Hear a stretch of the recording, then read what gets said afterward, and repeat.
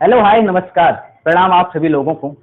हमारा देश भारत एक व्यंग प्रधान देश है। चाहे गरीबी हटाओ का नारा हो या किसानों की आजीविका दुगनी करने की बात हो, ये कहीं ना कहीं हमारे देश में व्यंग की तरह ही कार्य करते हैं। लेकिन व्यंग एक ऐसा बेहतरीन संवाद है जिसके तहत कवि या कोई भी भारतीय अपनी बात को अच्छी से प्रदर्शित कर सकता है। व्यंग करके ही लोग बड़े बड़े मुद्दों को बड़े ही सटल और सरल तरीके से लोगों के सामने प्रस्तुत कर सकते हैं। जैसा कि हमारे देश में अनेक व्यंग्यकार हैं, लेकिन इन जो व्यंग करने वाले हैं उनके लिए एक बड़ी समस्या है।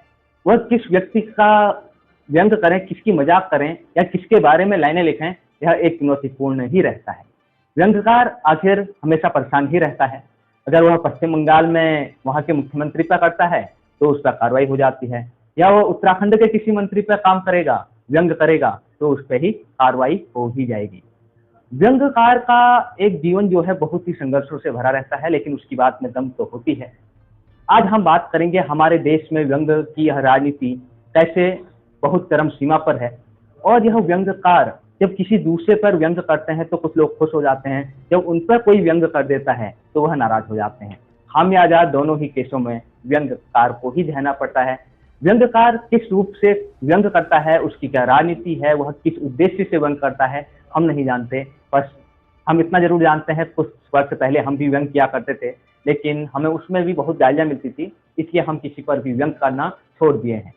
क्योंकि व्यंग करने से हमें खुद की हम पर व्यंग हो रहा था, यानी कि मजाक बनाई जा रही थी। लेकिन एक आज पर व्यंग किया हुआ मामला उत्तराखंड में बहुत वायरल है और लोग इसकी बात कर रहे हैं। नाम है मुकेश प्रसाद बहुगुणा। पेशे से एक शिक्षक हैं और शिक्षक होने के कारण यह सोशल मीडिया में बहुत एक्टिव रहते हैं और यह सालों से व्यंग के लिए जाने जाते हैं। इसलिए उत्तराखंड के लोग इन्हें मिर्ची बाबा के नाम से जानते हैं, यानी कि ऐसी बातें लिखते हैं जिससे एक दूसरे को मिर्ची लग जाती है।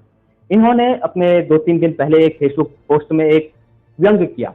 उस व्यंग को लेकर बड़ा विवाद हो गया और सरकार ने इनकी जो तनख्वाह थी महीने भर की, वह रोक दी। व्यंग क्या था वह पहले आप सुनो, आपको इस व्यंग को सुनकर समझ में आएगा कि सरकार क्या नहीं सुनना चाहती। इन्होंने लिखा, ब्रेकिंग न्यूज, नासा के शिक्षा अधिकारियों और सत्य नासा के प्रशासनिक अधिकारियों की एक साझा शोध में साबित किया गया है कि बारिश रोकने के लिए धन सिंह ऐप के बजाय स्कूल की छुट्टी का सरकारी परमादेश ज्यादा असरकारी रहता है। बस एक फोटो डाल दी। इसमें जो सबसे महत्वपूर्ण बात थी, धन सिंह ऐप के बजाय। धन सिंह ऐप की चर्चा उत्तराखंड में बहुत होती है। यह एक ऐसा ऐप था जिससे बारिश को यहाँ से उधर या उधर से इधर कहीं भी ट्रांसफर किया जा सकता था। यह जब ऐप की बात की गई थी तो तभी यह सोशल मीडिया में खूब वायरल हो रखा था। अभी भी लोग इसकी बात करते हैं और शिक्षा मंत्री भी इसमें उत्तराखंड में ये महोदय ही हैं।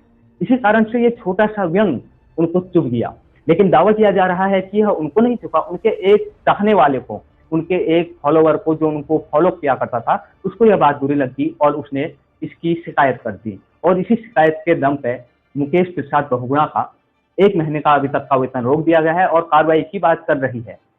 देखिए, मतलब व्यंग करना कितना मुश्किल है और इसमें कितना मुश्किल क्या गलत लिख दिया यह हमें समझ में नहीं आता। अगर आप भी सोशल मीडिया में व्यंग करते हैं, किसी पर भी किसी प्रकार की टिप्पणी करते हैं, तो सावधान हो जाइए, क्योंकि हमारा देश व्यंग प्रधान देश ही है। यहाँ पर नेता तो व्यंग एक दूसरे पर करते हैं, गरीबों पर करते हैं, जाति के आधार पर करते हैं, धर्म के आधार पर करते हैं, क्षेत्र के आधार पर भी करते हैं। किसी भी प्रकार से वह जनता पर व्यंग कर सकते हैं। योजनाओं के नाम पर भी मजाक किया जाता है, लेकिन उन पर थोड़ी सी भी मजाक नहीं की जानी चाहिए, क्योंकि भैया वह नेता है।